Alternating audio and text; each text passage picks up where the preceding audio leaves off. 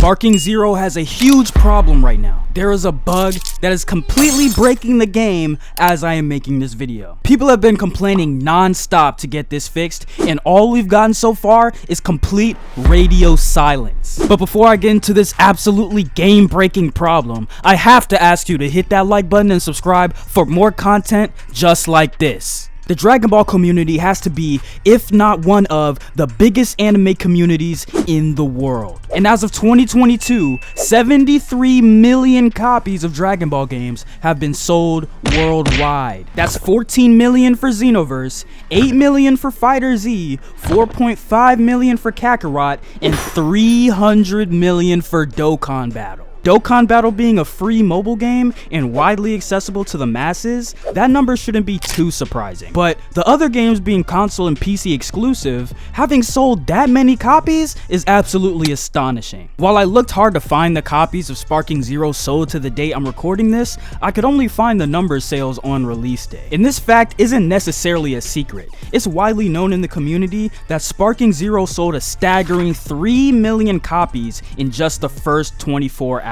But Sparking Zero had a leg up in this metaphorical arms race, because unlike a majority of other Dragon Ball games released recently, Sparking Zero was a modern rendition continuing on the legacy of a very popular, and might I add, extremely fun Budokai Tenkaichi games. And while it may seem like a fever dream to some because the game actually did release to continue on the legacy, I'd encourage us all to look a little deeper into the game, not look with rose-tinted glasses, and not ignore the blatant problems that are ruining the game for so many just a couple weeks from its release. And for some, they might be asking, what problems you talking about, bro? I ain't got no problems in my game, dog. Everything's running fine, man. After Right isn't broken, bro. GG easy. Hey, y'all, come look at this.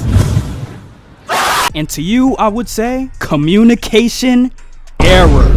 All it takes is one quick Google search to see that a huge number of players that were beyond ecstatic to boot up their platform of choice to finally get their hands on the latest and greatest gaming installment of the ever-loved Dragon Ball gaming franchise. Hop into an online match after selecting their favorite characters they grew up with just to be met with the dreaded communication error screen. Seriously, this screen has plagued myself and a large portion of players who are trying to enjoy this game through the Steam service. I'm not forgetting about you console players. It's just a problem that I've seen more prevalent through Steam. But this error is so common, we might as well turn it into a creepypasta up there with Jeff the Killer. Like, I am so tired of seeing the screen. Every time I try to load into an online match, I get booted back to the lobby faster than when I try to play Fortnite with a controller. Ironically, I always play fighting games with a controller and shooters with a keyboard and mouse, but I know y'all didn't come here for that, so I'm gonna just shut up. If you relate to that, leave a comment, let me know. Now, I would be in bad faith if I didn't acknowledge the people who are actively trying to fix the problems of this game every day. Now, while I said that, you might have pictured maybe a Sparking Zero employee, underpaid, trying his best to respond to the issues going on,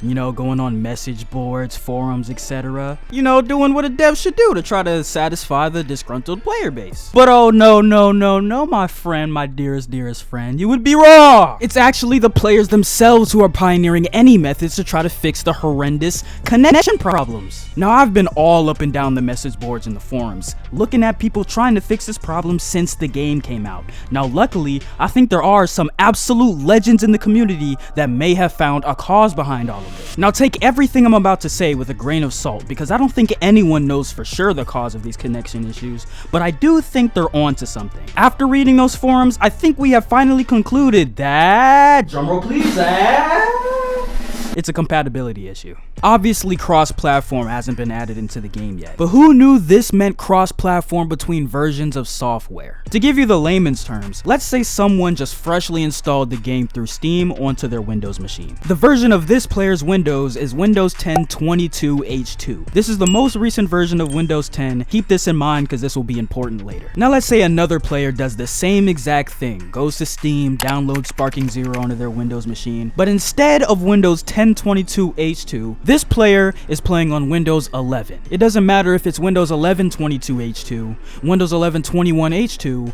23H2, or 24H2. Any players that are trying to play with each other across different versions of Windows will experience connection issues. Sorry to leave out you console players, but as of right now, nobody really has information as to why the connection issues happen on console. Now, that's all fine and dandy, you might say. We found the cause of the connection issue. It's something to do with the Windows, blah blah blah, whatever. But you may be saying, what does that have to do with me? How can I fix it? And to that I would say, I'm not really too sure. Unfortunately, we don't really have a lot of options to combat this problem head on, outside of maybe upgrading or downgrading your Windows. Maybe completing a BIOS update if you're unable to update your operating system currently. It's mainly an issue that Spike and Bandai are going to have to fix themselves. We can theory craft and search for solutions until the cow comes home, but at the end of the day, a server issue is a server issue. You'd think they would have learned from Xenoverse, but it seems as if they didn't keep the terrible netcode in the notes under "never let this happen again." But what can you really expect from a company that uses all its resources to dump an endless amount of content into mobile games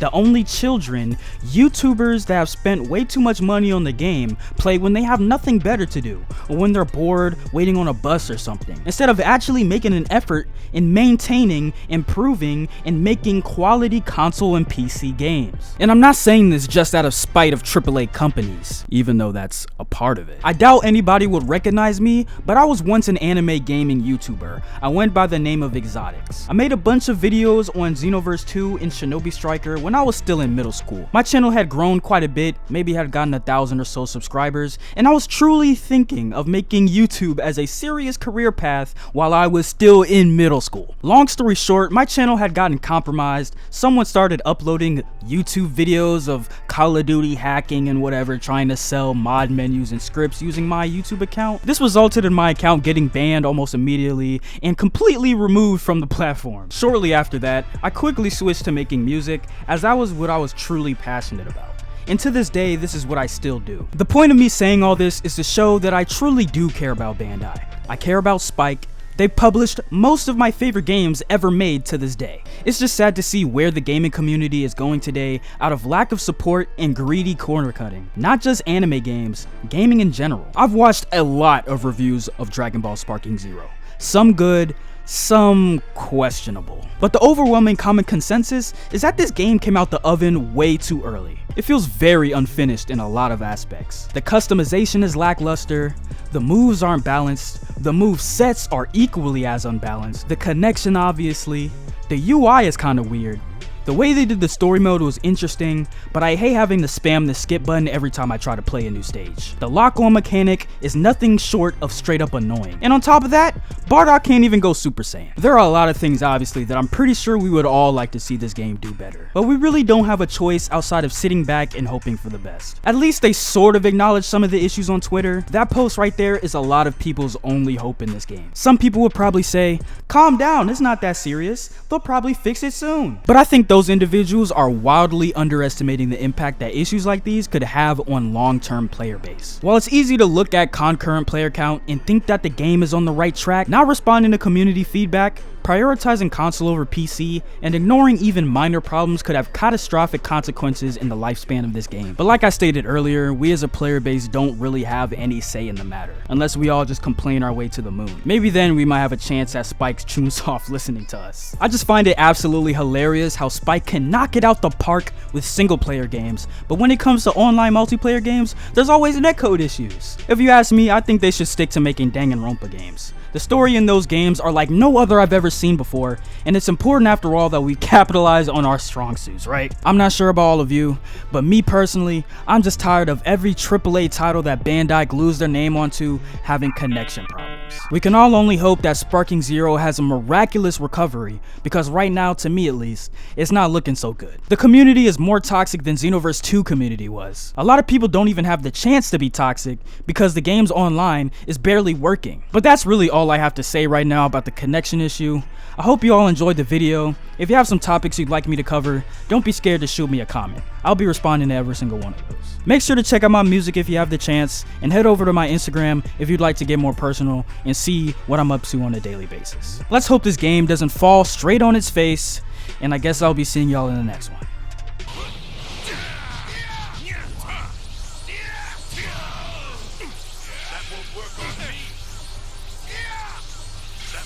Go.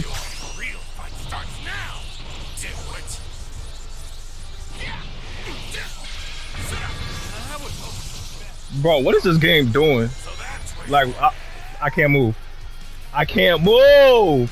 I can't move.